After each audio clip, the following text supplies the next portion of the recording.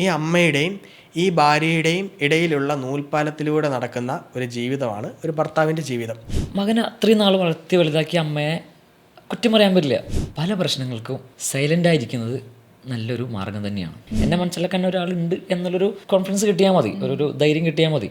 Family counselling എടുക്കുമ്പോൾ ഈ എനിക്ക് തോന്നുന്നു മജോറിറ്റി എന്ന് പറയുന്നില്ല, എന്നാൽ പോലും ഈ അമ്മായിമ്മയും മരുമകളും തമ്മിലുള്ള ഫൈറ്റ്സൊക്കെ കുറച്ച് കോമൺ ആയിട്ടൊക്കെ നമ്മൾ കാണാറുണ്ട്. അമ്മായിമ്മയും മരുമകളും തമ്മിൽ ഫൈറ്റ് ഇല്ലാത്ത ഒരു വീട് കേരളത്തിൽ കാണിച്ചു തന്നു കഴിഞ്ഞ് കഴിഞ്ഞാൽ അന്ന് ഞാൻ ഈ പരിപാടി നടത്തും. അല്ല, ശരിക്കും പറഞ്ഞു കഴിഞ്ഞാൽ ഈ അമ്മായിയമ്മയും മരുമകളും തമ്മിലുള്ള പ്രശ്നം, ഇതിൻ്റെ ഏറ്റവും ബേസ് ആയിട്ടുള്ള കാരണം സ്നേഹമാണെന്ന് പറഞ്ഞു കഴിഞ്ഞാൽ വിശ്വസിക്കുമോ? അമ്മായിയമ്മയ്ക്ക് മരുമകളോടോ മരുമോൾക്ക് അമ്മായിയമ്മയോടോ ഉള്ള അഗാധമായിട്ടുള്ള പ്രണയമല്ല, സ്നേഹമല്ല.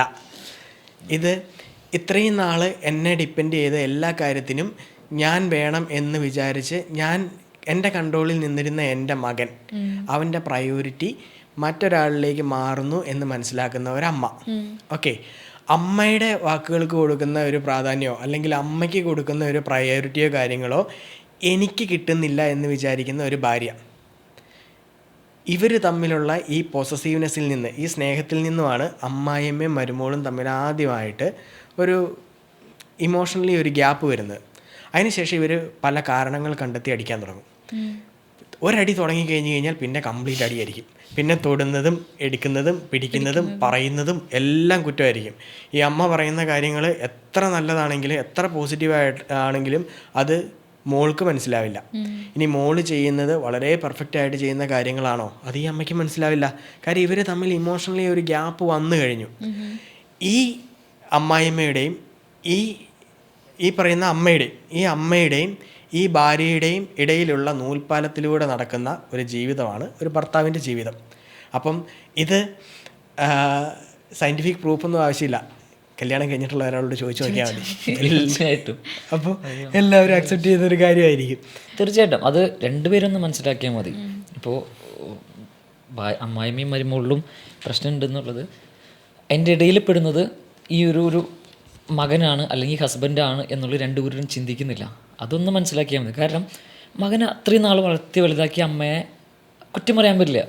ഇപ്പോൾ ശരിയാണ്, ഇപ്പോൾ വന്നുള്ളൂ, ഭാര്യ വന്നുള്ളൂ. അപ്പോൾ ഇത്ര നാളും പല കാര്യങ്ങളും എല്ലാത്തിനും നമ്മളെ കൂടെ നിന്നിരുന്ന അല്ലെങ്കിൽ നമ്മളെ കുഞ്ഞുനാൾ മുതലേ വളർത്തിക്കൊണ്ടുന്ന അമ്മയാണ്. അപ്പോൾ അവിടെ ആ ബോണ്ടിങ് ഉണ്ട്. നമുക്ക് എതിർത്ത് പറയാൻ പറ്റില്ല. പറയുന്ന ഒരു പരിധിയുണ്ട്. പലർക്കും പറയാൻ പറ്റില്ല. പറയുന്നവരുണ്ട്, ഇല്ല എന്നല്ല, നല്ല രീതിയിൽ പറയാൻ പറ്റുന്നവരുണ്ട്. പക്ഷെ പലർക്കും അത് പറയാൻ പറ്റൂല. സോ അവിടെ എന്നാൽ ഭാര്യയുടെ അടുത്ത് സാരില്ല, അവർ എന്താ പറയുമോ, നീ ഒന്ന് ക്ഷമിക്കേ, കാരണം അമ്മയല്ലേ, വയസ്സായതല്ലേ, സാരില്ല എന്നേ അവർക്ക് പറയാൻ പറ്റുള്ളൂ. കാരണം ഭാര്യനെ പിണക്കാൻ പറ്റില്ല. കാരണം ഒന്ന് ആലോചിക്കുക, ഞാൻ ഭാര്യമാരുടെ സൈഡും ഇത് പറയല്ല കേട്ടോ. കാരണം ഇതുവരെ ജനിച്ച് വളർന്ന വീടും വീട്ടുകാരെല്ലാം മാറ്റി ഒരു കുടുംബത്തിൽ വന്ന ആളാണ് അല്ലേ ഒരു പെൺകുട്ടി. കാരണം എന്താ പറയുക, ആണുങ്ങൾക്കൊന്നും നഷ്ടപ്പെട്ടിട്ടില്ല.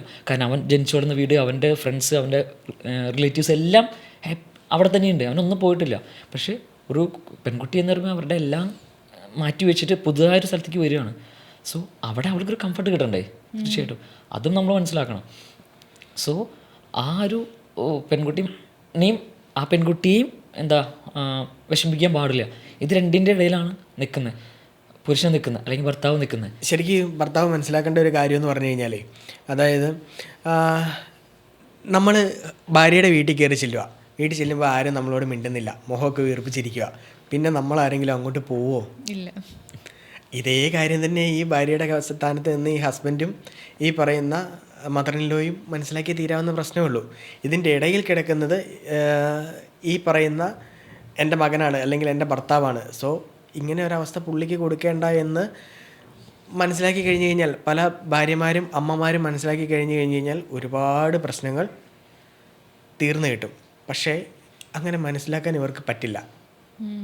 ചെറിയൊരു ടിപ്പ് എന്ന് പറഞ്ഞാൽ ഭർത്താക്കന്മാർ ചെയ്യേണ്ട ഒരു കാര്യം, അങ്ങനെ ഇപ്പോൾ രണ്ടുപേരും ഇല്ലെങ്കിൽ ഇവർ മനസ്സിലാക്കുന്നില്ല, ഓക്കെ, അവിടെ സോൾവ് ആക്കാൻ പറ്റുന്നില്ലെങ്കിൽ ചെറിയൊരു ടിപ്പ് എന്ന് പറഞ്ഞൊരു കാര്യം, ഓക്കെ അമ്മ പറഞ്ഞു, ഭാര്യയ്ക്ക് വിഷമമായി, ഓക്കെ അമ്മ എന്ത് പറഞ്ഞോട്ടെ, ഇതാണ് അവസ്ഥ, എനിക്ക് അമ്മയോട് ഇങ്ങനൊരു അറ്റാച്ച്മെൻറ്റ് പറയാൻ പറ്റില്ല, പക്ഷേ നിൻ്റെ കൂടെ ഞാനുണ്ട്, എന്ത് പ്രശ്നം വന്നാലും സാറില്ല, നിന്നെ ഞാൻ മനസ്സിലാക്കുന്നു എന്നൊരു വാക്ക് കിട്ടിയാൽ മതി.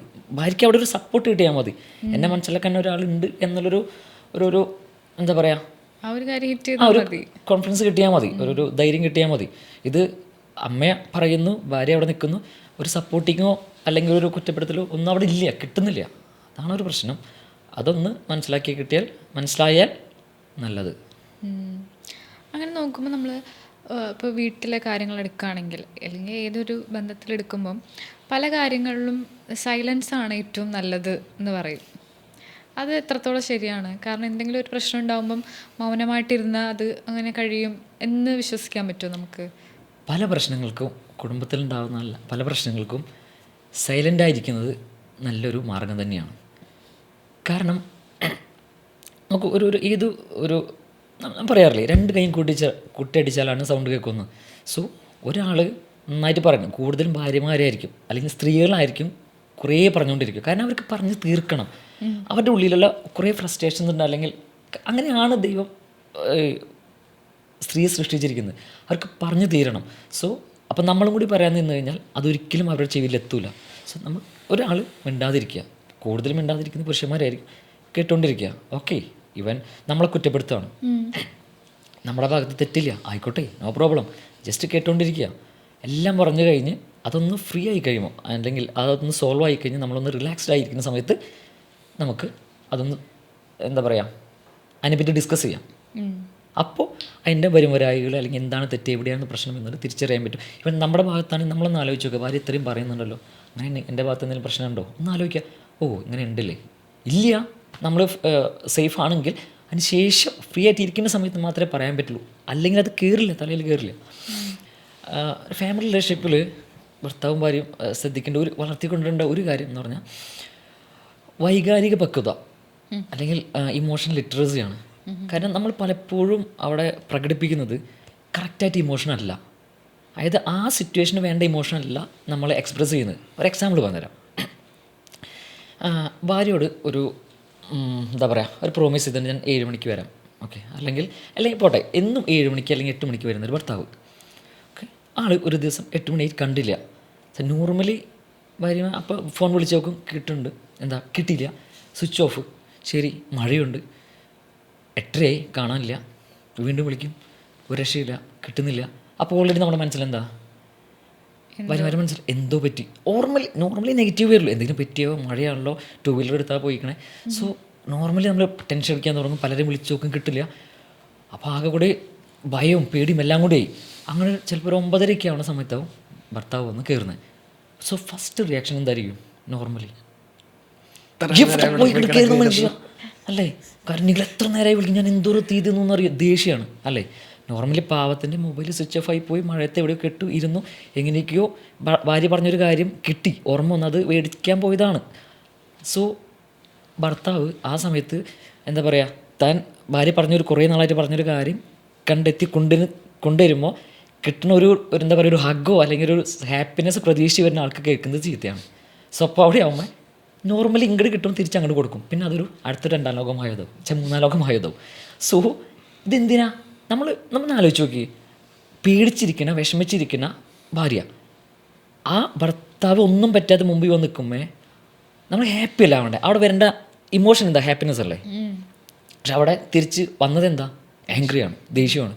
അതാണ് പല പ്രശ്നങ്ങളും.